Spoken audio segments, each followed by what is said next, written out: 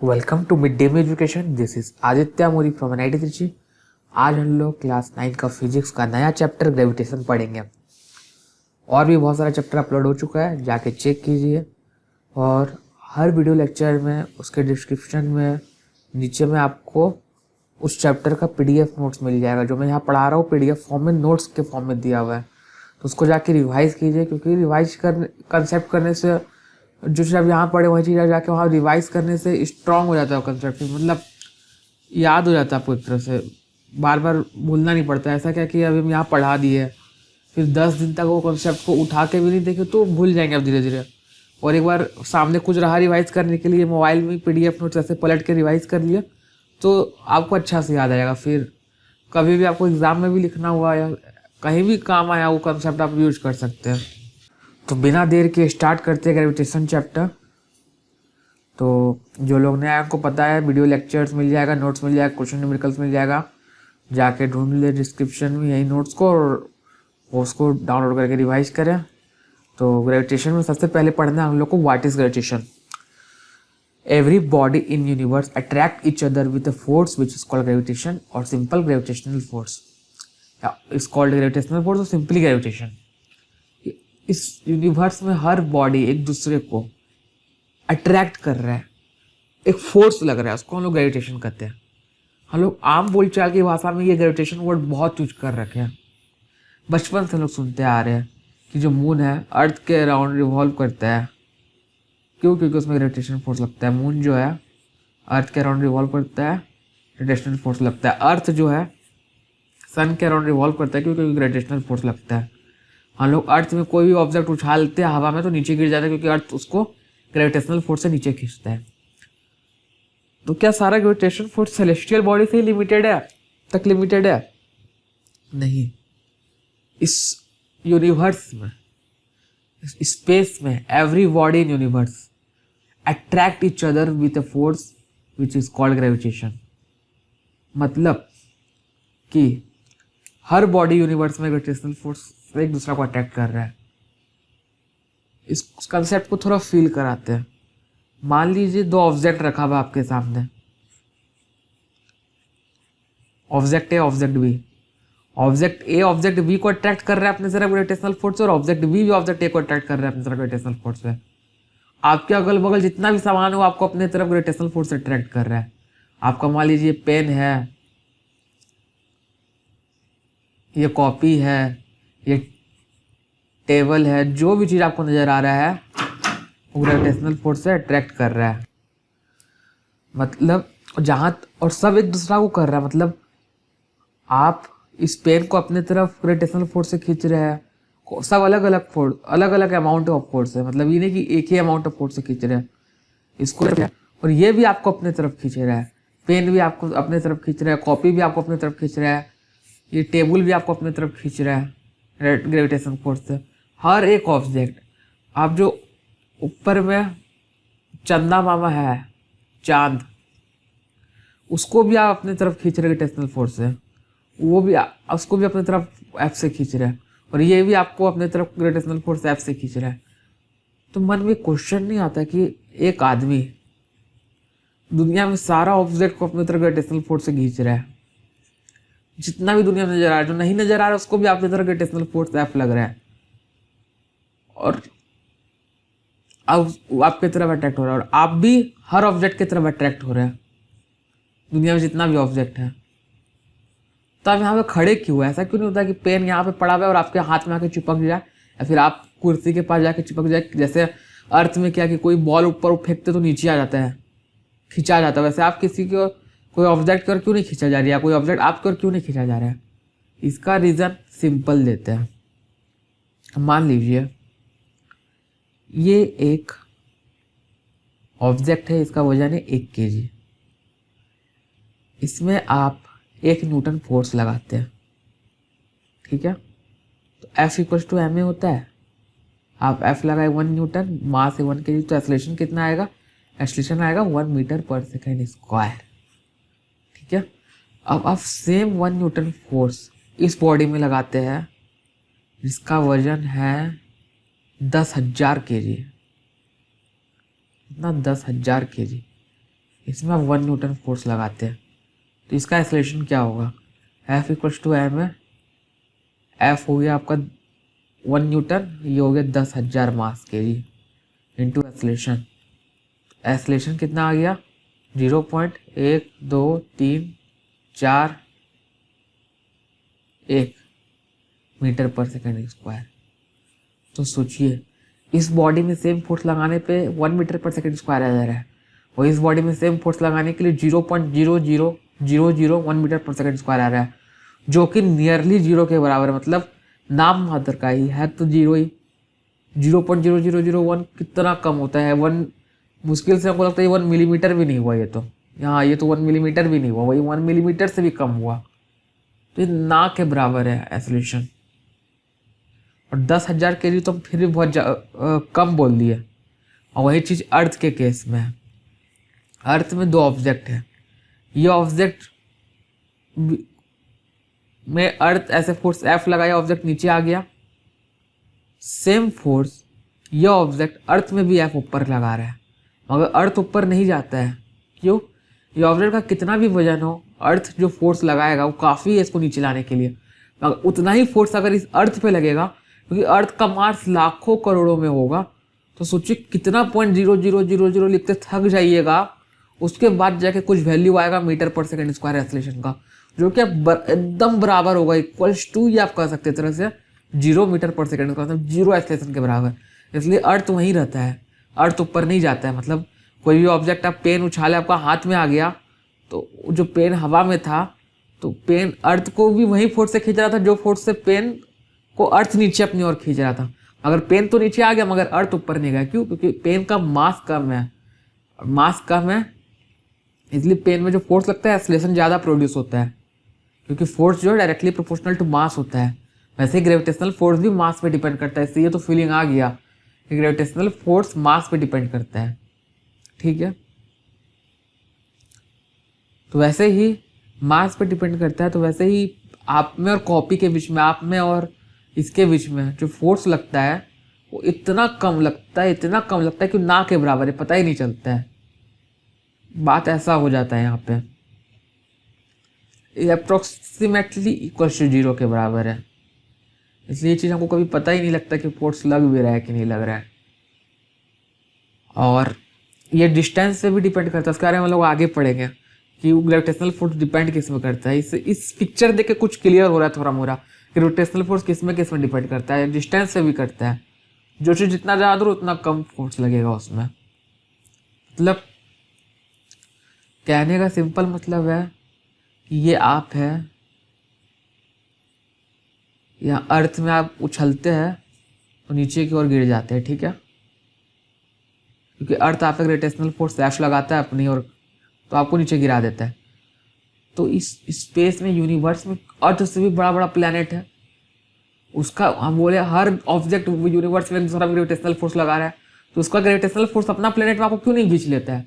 ऐसा नहीं हो, अगर ग्रेविटेशनल फोर्स वो भी लगा रहा है तो ऐसा होना चाहिए कि अर्थ से उड़ के तुरंत गायब हो, कोई प्लैनेट चल जाए जहाँ ज़्यादा फोर्स लग रहा हो, मगर ऐसा क्यों नहीं होता है?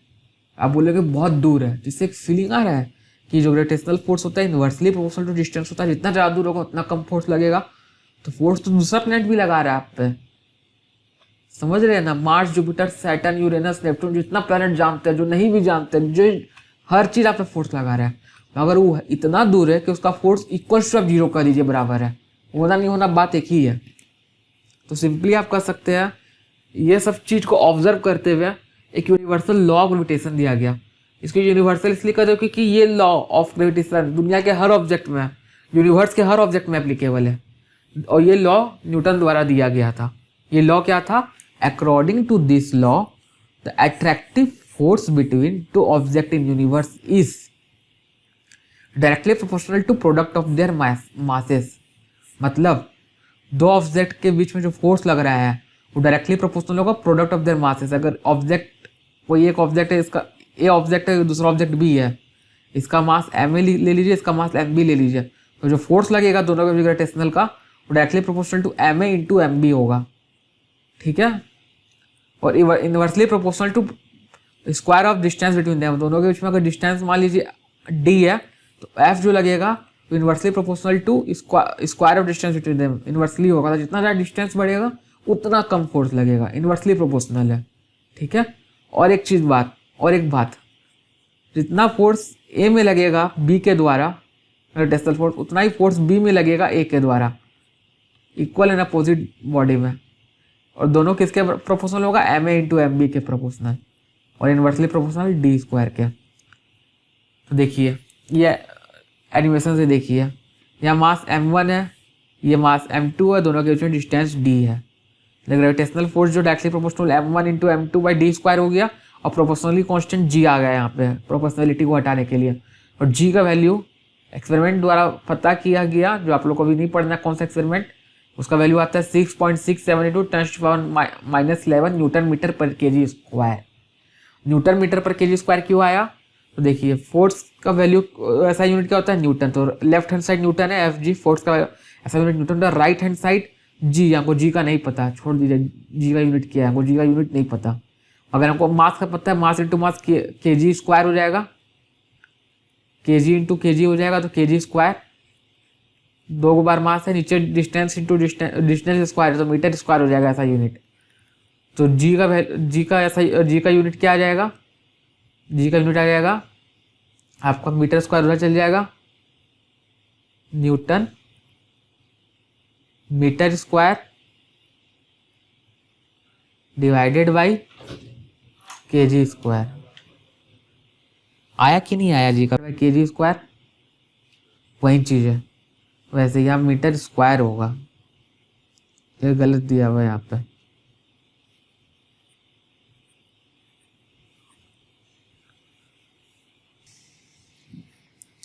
तो ये फॉर्मूला हम लोग समझ गए, ग्रेविटेशनल फोर्स जो होता है एफ जी इक्वल्स टू क्या होता है, जी m1 m2 by d square, दो बॉडी के बीच जो ग्रेविटेशनल फोर्स लगता है, मतलब बॉडी, इस बॉडी के द्वारा उस बॉडी में भी ये फोर्स लग रहा है, मतलब ये जो बॉडी है वो भी ये फोर्स एफ से उसकी ओर खिंचा रहा है, और ये बॉडी भी उसकी ओर एफ से खिंचा रहा है। अब देखते हैं some important points gravitational force के बारे में। The gravitational force of attraction does not change with change in medium, मतलब कोई दो बॉडी है, बॉडी ए और बॉडी बी है, इस दोनों के बीच में जो ग्रेविटेशनल फोर्स होगा वो हर जगह सेम रहेगा। पानी के अंदर दो बॉडी को ले जाइए तब भी ग्रेविटेशनल फोर्स सेम रहेगा, हवा में रखिए तब भी ग्रेविटेशनल फोर्स सेम रहेगा, या सारा हवा रूम से निकाल लीजिए वैक्यूम में रखिए तभी दोनों के बीच में ग्रेविटेशनल फोर्स सेम रहेगा। मतलब मीडियम चेंज होने से ग्रेविटेशनल फोर्स चेंज नहीं होगा इसमें। दूसरा क्या है, it is the weakest force in nature and is attractive in nature. Attractive in nature मतलब एक दूसरा की ओर आकर्षण करता है, जैसे बॉडी ए और बॉडी बी है, तो बॉडी भी बॉडी ए को धक्का नहीं देगा, अपने से दूर नहीं भेजेगा, अपने ओर खींचेगा यह फोर्स, तो बॉडी ए भी बॉडी बी को अपनी ओर खींचेगा। Attractive force, weakest in nature बहुत कमजोर है, नेचर बहुत सारा फोर्स एग्जिस्ट करते हैं, जैसे न्यूक्लियर फोर्स, इलेक्ट्रोस्टैटिक फोर्स, आगे पढ़ेंगे इस सबके बारे में आप आगे क्लास में, उससे पता चलेगा आपको कि ग्रेविटेशनल फोर्स जो बहुत ही वीक फोर्स है। यही कारण तो है कि आप हर ऑब्जेक्ट की ओर नहीं खिंचाते, या फिर हर ऑब्जेक्ट आपकी ओर नहीं खिंचाता है, कि पेन, कॉपी, किताब, टेबल जो भी रखा हुआ है आसपास में वो आपकी ओर नहीं खिंचाता है, और आप उस सबके ओर नहीं खिंचाते। फोर्स ही बहुत वीक है, इतना फोर्स है कि जीरो के बराबर हो जाता है अधिकतर बार। तो सिर्फ अर्थ के केस में आपको इतना फोर्स लग जाता है कि आप नीचे खींचा जा रहे हैं उठने पे, उछलने पे। It always obey the inverse law, inverse law वही कि डायरेक्टली प्रोपोर्शनल डिस्टेंस होगा, ये हमें सब फॉलो करते हैं इस लॉ को।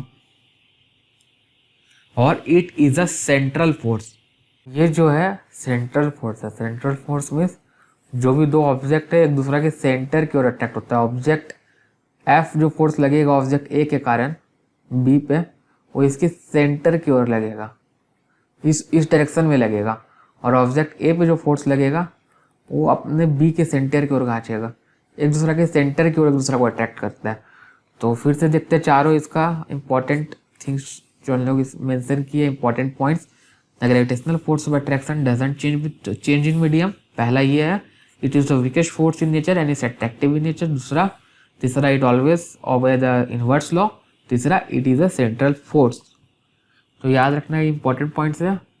और पांचवा भी है इसमें, it is a long range force.